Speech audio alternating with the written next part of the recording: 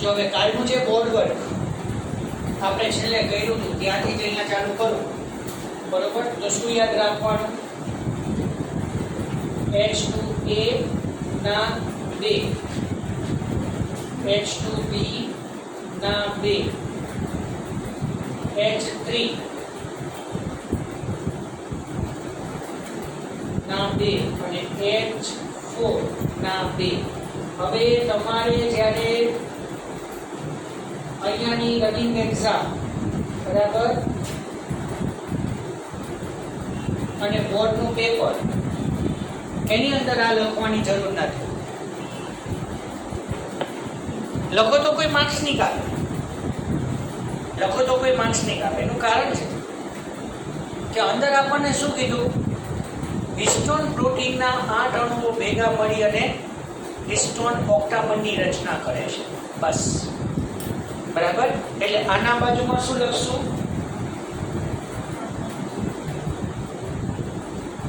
ભેગા મળી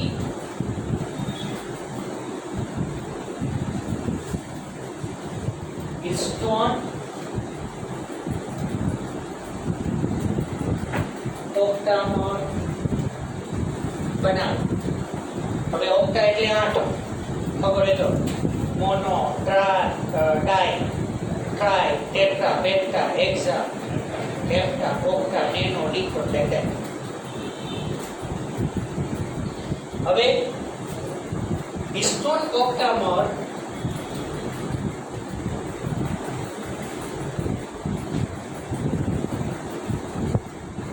પ્લસ સમજાવવા માંડ્યો કે હા, બધાને ખાસ તમને કહી દઉં, પેપરની અંદર બોર્ડ વર્ક નહીં લખવાનું. હા, આ ખાસ પેપરની અંદર બોર્ડ વર્ક નહીં લખતા. આ બોર્ડ વર્ક તમને સમજાવવા માટે છે, મુદ્દા યાદ રાખવા માટે. ઘણા એમ કે સર તમે લખાયું એટલું લખી ચોપડ નથી કરતા, સમજણ પડે તો સીધો આડકતરી રીતે પ્રશ્ન પૂછે, સર તમે લખાયું એટલું લખી ચાલશે ને? એટલે મેં તો અહીંયા શું લખ્યું હોય, જરૂર હોય એટલું જ, પછી વાક્ય તો ન લખ્યા હોય એટલે ત્યાંથી આખું વર્ણન કરી. પણ એ વર્ણન તમારે પેરેગ્રાફમાં, પોઈન્ટ્સમાં કેવી રીતે લખવાનું? અને તમને લખાણ વખતે એવું લાગે કે આ પોઈન્ટ મારે જે પેપર ચેકર છે એને હાઇલાઇટ કરાવે. કે જેમ કે અત્યારે આમાં ટોપિકમાં આપણે જો તો ડીએનએ ની લંબાઈ 2.244 મીટર. જનરલી એક સિમ્પલ વસ્તુ તમને કહી દઉં કે ધારો કે તમે ડીએનએ કુંતલનું પેકેજિંગ 4 માર્કમાં લખો છો, તમને લખતા 10 મિનિટ થાય. હા, મેં તમને એક નિયમ આપ્યો છે ને, 1 માર્ક માટે અનલિમિટેડ 10 મિનિટ લખતા થાય. તો આ 10 મિનિટમાં તમે લખેલો પ્રશ્ન હું 20 સેકન્ડની અંદર જોઉં છું.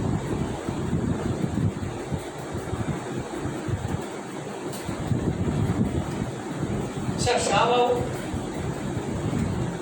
અમારી 10 મિનિટની મહેનત અને તમારી ખાલી 10 સેકન્ડ કે 20 સેકન્ડ. હા, 100 માર્કનું પેપર હું 3 મિનિટમાં જોઈ નાખું. બરાબર. પણ વિચારો કે ત્યાં હું શું ઓબ્ઝર્વ કરતો હોય? બે ન્યુક્લિયોટાઇડ વચ્ચેનો ક્રમ લખાણો, કેટલા નાઇટ્રોજન બેઝ છે લખાણા, લંબાઈ એની, ઇકોલાઇનમાં લંબાઈ લખી, આદિકોષ કેન્દ્રીમાં લખ્યું, સુકોષ કેન્દ્રીમાં હિસ્ટોન ઓક્ટામર બનાવ્યું, ન્યુક્લિયોસોમ બનાવ્યું. આ જ મુદ્દા જોવાના આવે ને. પછી બાકીનું વર્ણન તો ચેક કરવાનું ના આવે. પડે છે ખબર? દરેક ટોપિકની અંદર આ મુદ્દા જરૂરી છે. તમે ચાહે કોઈ પણ ટોપિક તમે વિચારો, એના મેઇન મુદ્દા બને જાઓ. બરાબર. એટલે હિસ્ટોન ઓક્ટામરની સાથે 220 पेड़ के बेस पेड़ ने 200 બેઝ પેર વાળું ડીએનએ બરાબર કુંતલાકાર ગોઠવાય.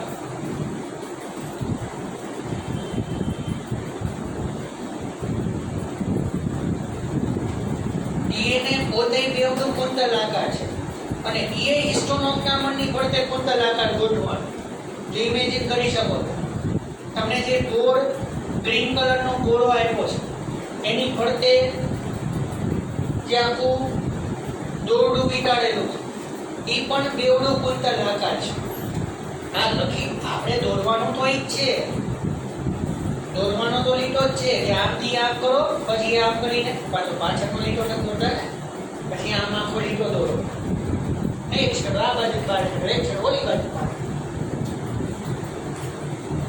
પણ ઈ અંદર ડીએનએ નું પણ બેવડું કુંતલાકાર અણુ છે. તો આ બધા ભેગા મળીને શું બનાવશે?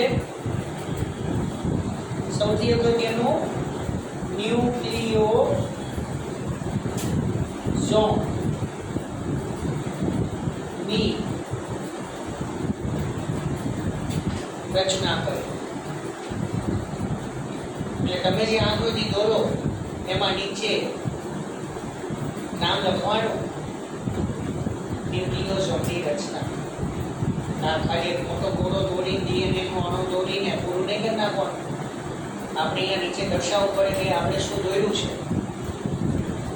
બરાબર. અને ઘણા બધા ન્યુક્લિયોઝોમ, હવે સેજ આગળ વધીએ, ઘણા બધા ન્યુક્લિયોઝોમ ભેગા મળી ક્રોમેટીન ની રચના કરે.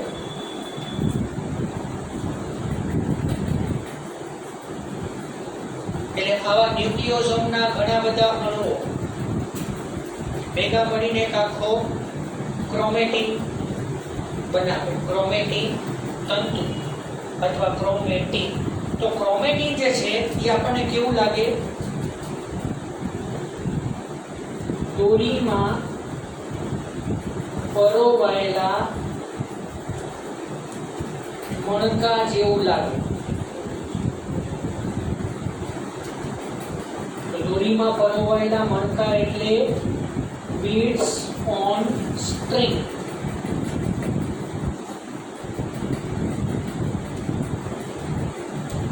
એટલે દોરી શું છે એ ઓળખવું પડશે. દોરી શું છે? ડીએનએ. અને મણકો શું છે? હિસ્ટોન ઓક્ટામર. બરાબર ને? હિસ્ટોન ઓક્ટામર. બરાબર.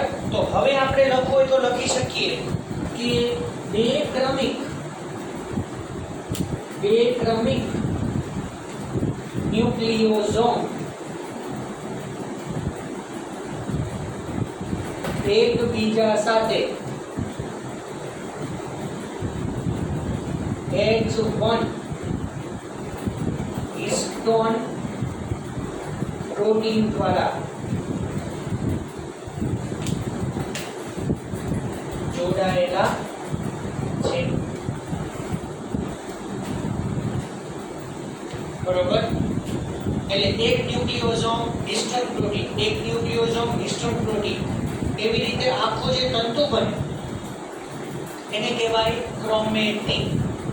બરાબર. નેક્સ્ટ પોઈન્ટ, ઘણા બધા ક્રોમેટીન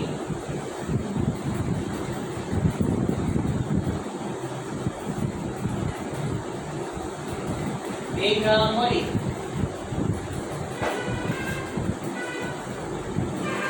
ક્રોમેટીન તંતુઓ બનાવે. રંગસૂત્રને ઇંગ્લિશમાં શું કહેવાય ખબર છે? રંગસૂત્રને ઇંગ્લિશમાં શું કહેવાય? ક્રોમોઝોમ. સાંભળ્યું હોય તો. આપણે કેમ કોષને સેલ કહીએ છીએ, કોષ કેન્દ્રને ન્યુક્લિયસ કહીએ છીએ, એવી રીતે રંગસૂત્રને ક્રોમોઝોમ કહેવાય. એટલે હવે આપણે ક્રોમોઝોમ બનાવવા બાજુ જઈ રહ્યા છીએ. ડીએનએ એની સાથે સંકળાયેલું આરએનએ આવી ગયું, હિસ્ટોન પ્રોટીન આવી ગયું, બરોબર. એટલે આખું એક જ મિનિટમાં રિવિઝન પૂરું કરી દઈએ કે ડીએનએ 200 નાઇટ્રોજન બેઝની જોડીવાળું હિસ્ટોન ઓક્ટામર એટલે ન્યુક્લિયોઝોમ, ક્રોમેટીનમાં દોરીમાં પરોવાયેલા મણકા જેવી રચના, અને એ ભેગા મળીને ક્રોમેટીન તંતુ બનાવે. બરાબર. હવે આ ક્રોમેટીન તંતુઓ ભેગા મળી અને રંગસૂત્ર બનાવે. છેલ્લો મુદ્દો, આ ક્રોમેટીન તંતુઓ ભેગા મળીને રંગસૂત્ર બનાવે. એટલે આપણે રંગસૂત્ર જ્યારે જોતા હોય ત્યારે એમાં તરત ડીએનએ નહીં આવે. ડીએનએ ક્યાં આવે હવે તમે વિચારી શકો છો. હવે રિવર્સ જાઓ. રંગસૂત્રમાં ક્રોમેટીન તંતુઓ, ક્રોમેટીન તંતુમાં ક્રોમેટીન, એમાં ન્યુક્લિયોઝોમ, એમાં ડીએનએ.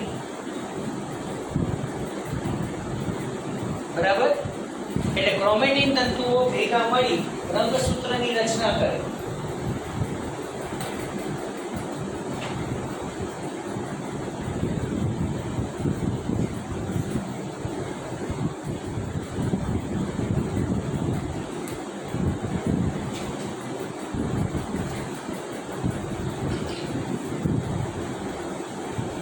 ક્રોમેટીનના તંતુઓને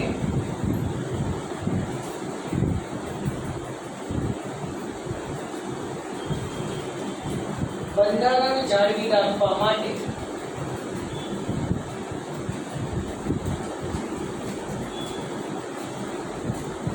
બરોબર. હવે વાત કરી રહ્યો છું નોન હિસ્ટોન અથવા બિન હિસ્ટોન પ્રોટીન. બરોબર. તો ક્રોમેટીનના તંતુઓનું બંધારણ જાળવી રાખવા માટે non histone chromosomal complex, NHC નું પૂરું નામ બહુ જ બધી વખત પૂછાણું છે. Non histone chromosomal complex.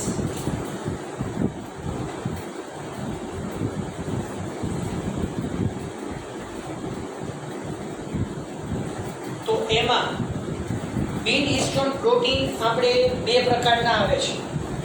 તો NHC બે પ્રકારના છે.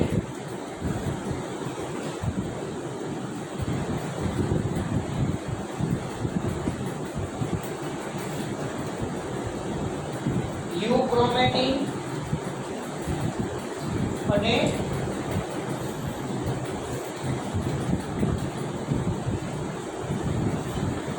હેટેરોક્રોમેટીન. બરાબર. યુક્રોમેટીન અને હેટેરોક્રોમેટીન. તો યુક્રોમેટીન આછા રંગથી અભિરંજિત થશે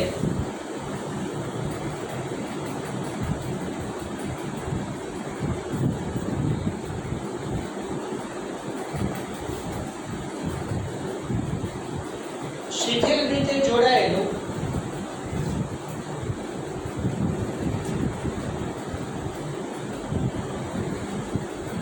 પણ સૌથી અગત્યનો પોઈન્ટ, યુક્રોમેટીન અને હેટેરોક્રોમેટીન આ બે માંથી યુક્રોમેટીન જે છે એ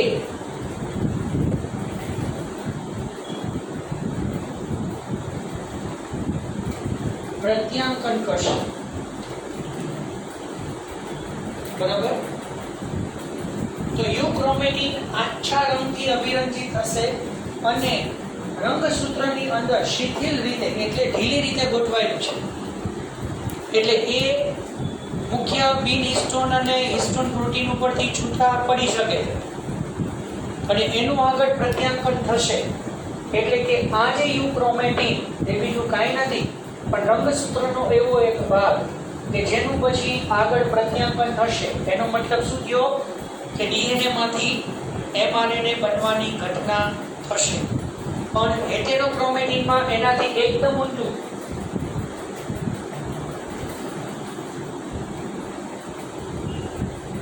ઘેરા રંગથી અભિરંજિત થાય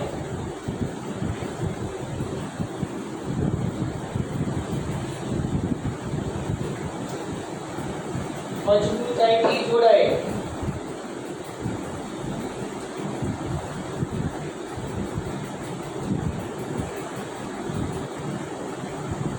અને હવે શું લખું છેલ્લો પોઈન્ટ પ્રત્યાંકન કરે નહીં. ચલો તો આ છે ડીએનએ કુંતલનું પેકેજ. બરોબર. તો હવે એના મુદ્દા બનાવવા છે કે તમે તમારી રીતે બનાવી નાખશો? બનાવવા છે. કયા કયા મુદ્દા બનાવશું તમે બુકમાં તૈયાર કરવા માટે લખી લો. ચલો પહેલો મુદ્દો કયો બનાવશું? 1 by 1.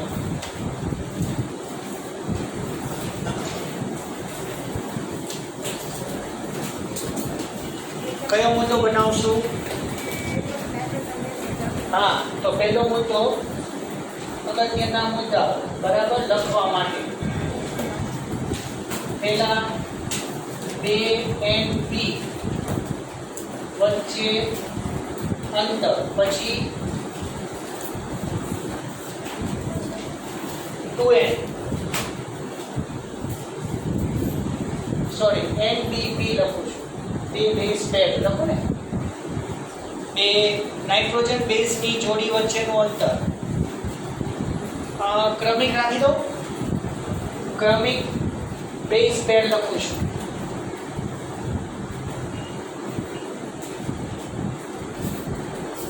પછી 2n કોષમાં પણ કોનામાં? માનવમાં બેઝ પેરની સંખ્યા, પછી DNA ની લંબાઈની ગણતરી બરાબર. પછી ઈ કોલાઈમાં 1.36 મિલીમીટર લાંબુ DNA, પછી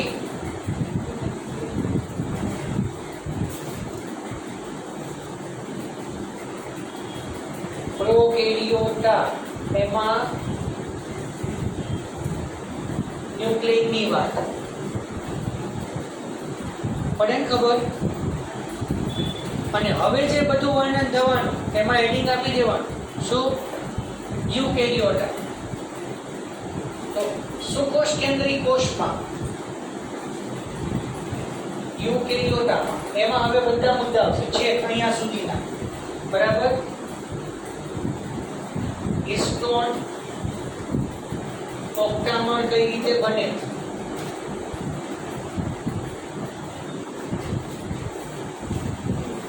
બરોબર. હિસ્ટોન ઓક્ટામર બનવાની ક્રિયા એટલે એનું થોડું વર્ણન થશે. પછી ન્યુક્લિયો ઝોમ આકૃતિ સહિત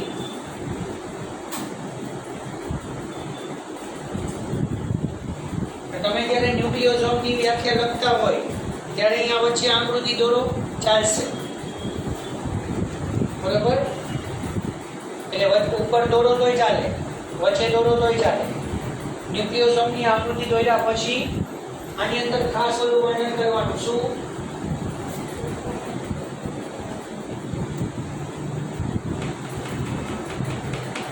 બરાબર. દોરીમાં પરોવાયેલા મણકા, એના પછી ક્રોમેટીન, પછી ક્રોમેટીન તંતુઓ NHC એમાં બે કયા? યુક્રોમેટીન અને હેટેરોક્રોમેટીન. તો આટલા પોઈન્ટ્સ અંદર આવે. આની ઉપરથી તમે તમારી રીતે વર્ણન કરી શકો છો.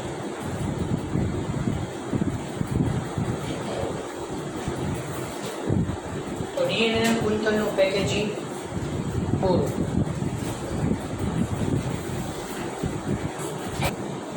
ચલો હવે નેક્સ્ટ મુદ્દો ડિસ્કસ કરીએ. સૌથી અગત્યનો જનીનો માટેની શોધ, જનીન દ્રવ્ય માટેની શોધ. હવે આપણે એ સાબિત કરવાનું કે ડીએનએ જનીન દ્રવ્ય છે. રંગસૂત્ર કઈ રીતે બનેની ચર્ચા આપણે કરી. પાંચમું ચેપ્ટર નથી ભણ્યા, પણ ખાલી એક નાની મોટી માહિતી આપી દઉં કે તમે 10મા ધોરણની અંદર મેન્ડેલનો વટાણાના છોડ ઉપરનો પ્રયોગ ભણી ગયા. તો ટી વાળો વધુ ઊંચાઈ ઓછી ઊંચાઈ ગોળ પીળા ખરબચડા લીલા ને એવું બધું 3:1 9:3:3:3:1. મેન્ડેલે જે વટાણાના છોડ ઉપર પ્રયોગ કર્યા, માઇક્રોસ્કોપની શોધ ન થઈ, વૈજ્ઞાનિકો કોષને જોવા માટે સક્ષમ ન બન્યા, એટલે મેન્ડેલે જે જોયું એ કીધું કે આવું થાય. એક પ્રેક્ટિકલી વસ્તુ કરું તો વધુ ઊંચાઈ ધરાવતા છોડનું ઓછી ઊંચાઈ ધરાવતા છોડ સાથે ફલન કરાવ્યું તો બધા છોડ ઊંચા મળ્યા.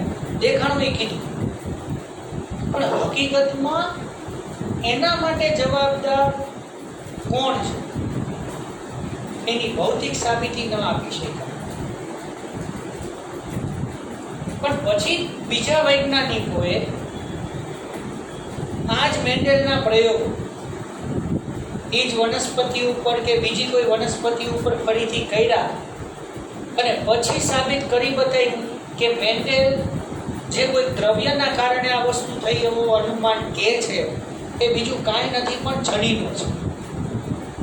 પછી સાબિત થયું કે જનીનો કોઈ પણ લક્ષણને નિયંત્રણ કરવા માટે જવાબદાર છે. એટલે કહેવાનો મતલબ આનુવંશિકતા માટે, ભિન્નતા માટે, પેઢી દર પેઢી કોઈ પણ લક્ષણોને જાળવવા માટે ડીએનએ જનીન દ્રવ્ય છે એવું મેન્ડેલ વૈજ્ઞાનિક પછી Morgan, TH Morgan, Thomas hunt Morgan, બધું 5મા ચેપ્ટરમાં આવશે. ચિંતા ન કરતા, અત્યારે યાદ ન રહેતો. 5મા ચેપ્ટરમાં ઘણા બધા વૈજ્ઞાનિકોનો અંદર ફાળો છે. અને એ ટીએચ મોર્ગને માખી ઉપર પ્રયોગ કર્યો અને એમને માખી ઉપર આનુવંશિકતાનો અભ્યાસ કર્યો. તો મેન્ડેલે તો ખાલી વટાણાના છોડ ઉપર એટલે વનસ્પતિ રિલેટેડ વાતો કરી, બરોબર. એટલે હવે જનીન દ્રવ્યની શોધ માટે 3 માર્કનો એક પ્રશ્ન, બેક્ટેરિયલ રૂપાંતરણ સમજાવો અથવા બેક્ટેરિયલ ટ્રાન્સફોર્મેશન સમજાવો.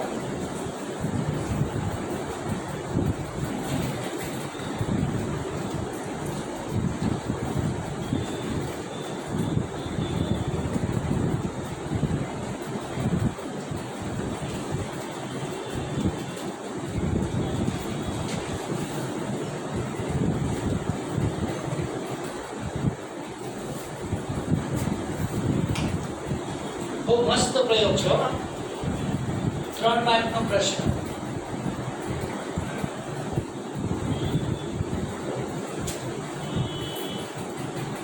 આનું બીજું નામ ગ્રિફિથ અસર પણ છે અથવા ગ્રિફિથ અસર સમજાવો.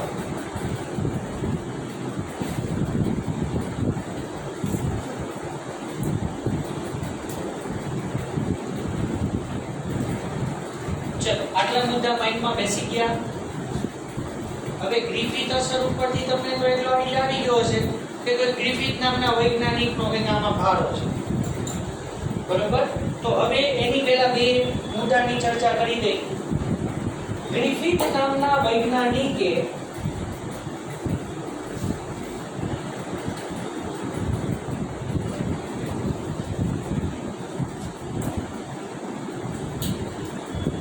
સ્ટ્રેપ્ટોકોકસ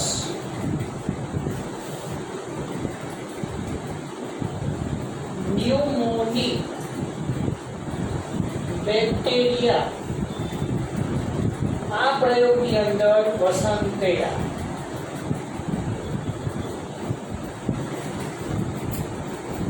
સાંભળ્યું છે આના? માનવ શ્વસન તંત્રમાં ન્યુમોનિયા ભણી ગયા, એમાં લગભગ આ કીધું હોય તો નથી કીધું, થયું તો હશે જ. હા, એ તો એમાં જ રિઝલ્ટ ઈ જ આવે. ન્યુમોનિયા શું થાય? શું થાય? તાવ. અચ્છા, ઓકે. બીજું શ્વાસ લેવામાં તકલીફ પડે. એકચ્યુઅલી ન્યુમોનિયામાં થાય શું? હકીકતમાં આપણે એમ કહીએ ન્યુમોનિયા થયો, એમાં શરીરમાં શું થાય?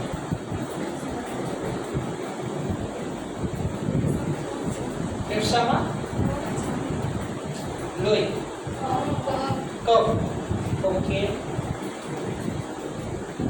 ફેફસામાં પ્રવાહીનો ભરાવો. ફેફસામાં પ્રવાહીનો ભરાવો. બધા વાયુકોષો જે છે એ પાણીથી ભરાઈ જાય, પ્રવાહીથી ભરાઈ જાય, અને એના કારણે આપણે ફેફસાની અંદર એક જ માત્ર જગ્યા એવી છે, વાયુકોષ, ત્યાંથી વાયુઓની આપણે થઈ રહી છે.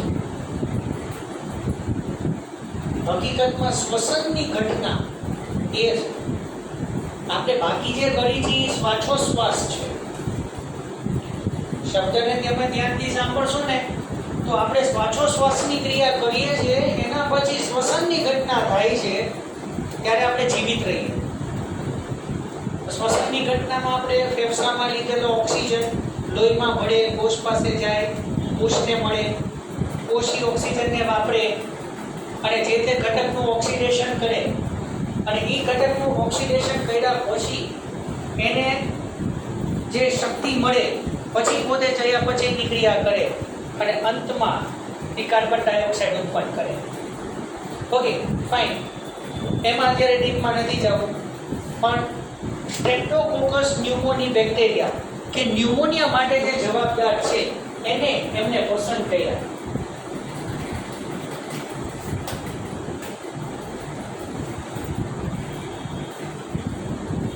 સ્ટ્રેપ્ટોકોકસ ન્યુમોની બેક્ટેરિયાની બે જાતો એમને પસંદ કરી. બરોબર? હવે ઈ બે જાતની અંદર એક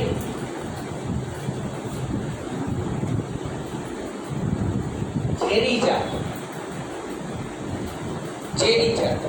એનું નામ છે S3.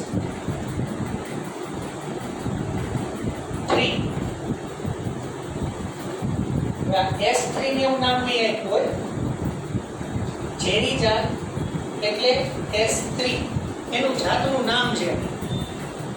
અને બીજી જાત બિનઝેરી જાત R2. ભૂલ નો થયો, આ બાજુ 3 છે અને આ બાજુ 2 છે. આ બે મુદ્દા ઉતરે છે મગજમાં. હવે આ R અને S ઉપરથી, S એટલે સ્મૂથ, S એટલે સ્મૂથ અને R એટલે રફ. S એટલે સ્મૂથ, સ્મૂથ એટલે સુવાળું, અને R એટલે રફ, ખરબચડું. તો ગ્રિફિથે શું કીધું કે જે બેક્ટેરિયાની ઝેરી જાત છે S3, તો બેક્ટેરિયાની કોષ દિવાલ સુવાળી છે, એટલે કે સ્મૂથ. એના ઉપરથી નામ રાખ્યું છે, જો ધ્યાન રાખજો. અને તે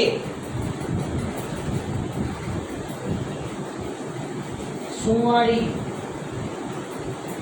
વસાહત બનાવે. તો ટૂંકું ને ટચ તારણી છે.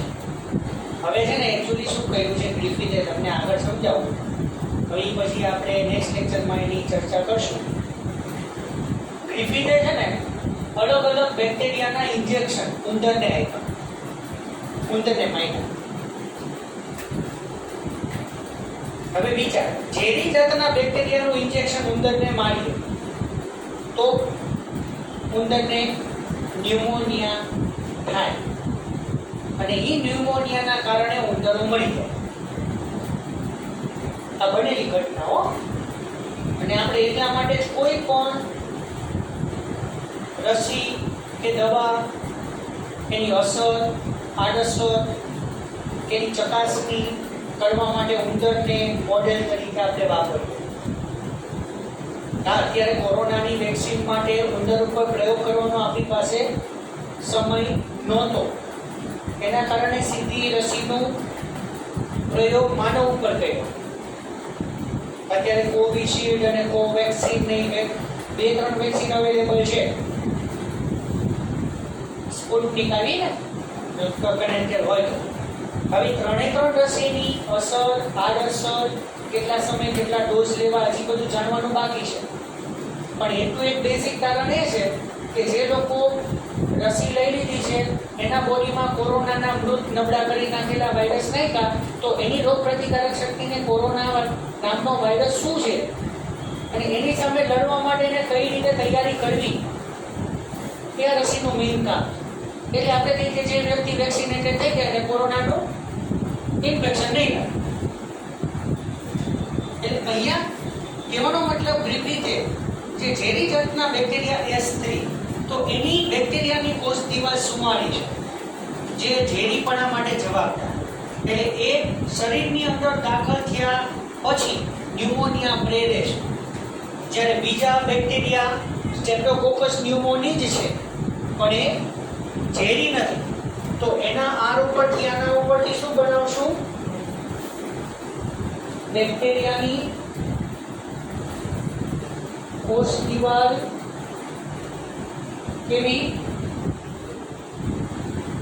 ખરબચડી. અને તે ખરબચડી વસાહત બનાવશે. બરોબર? તો અહીંયા સ્ટોપ કરીએ. ખાલી માહિતી આપું છું. પછી નેક્સ્ટ લેક્ચરની અંદર ગ્રિફિથે ઉંદરને અલગ અલગ પ્રકારના ઇન્જેક્શન આપ્યા. શરૂઆતના 2-3 મુદ્દા બહુ જ મસ્ત છે. પછી એક મુદ્દો થોડો વિચારવા જેવો છે. એની ચર્ચા આપણે નેક્સ્ટ લેક્ચરમાં કરશું. બરાબર? અહીંયા સ્ટોપ કરીએ.